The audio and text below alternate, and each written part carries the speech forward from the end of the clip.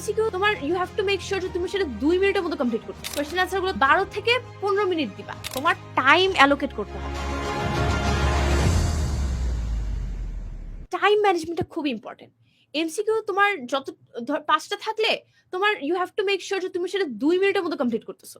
2 থেকে 2.5 মিনিট লিখে, not just calculation করে, মানে অ্যান্সার দাগায় 2.5 মিনিট না, খাতায় লিখে 2.5 মিনিট। তারপর কোয়েশ্চেন আনসার গুলো তোমার 4-5 লাইন করে 4 লাইন করে লিখতে হচ্ছে। তুমি ধরো এটাতে ম্যাক্সিমাম 12 থেকে 15 মিনিট দিবা, ম্যাক্সিমাম 15 মিনিট। ঠিক আছে? সো এইভাবে তোমার টাইম অ্যালোকেট করতে হবে যে আমি এমসিকিউ তে কতটুকু দিব, আমার কোয়েশ্চেন আনসারে কতটুকু দিতে হবে, আমি কখন আমার প্যারাগ্রাফটা লিখলে আমার অপটিমাম মানে রেজাল্ট আমি পাবো, যে আমি সব থেকে সুন্দর মতো গুছায় আমি অ্যান্সারটা লিখতে পারতেছি। সো তোমার টাইম ম্যানেজমেন্টটা সব থেকে মানে বেশি important in any sort of exam. Actually যে কোনো এক্সাম, তোমার এটা বোর্ড এক্সাম হোক, তোমার অ্যাডমিশন হোক, যেখানেই হোক না কেন। ঠিক আছে?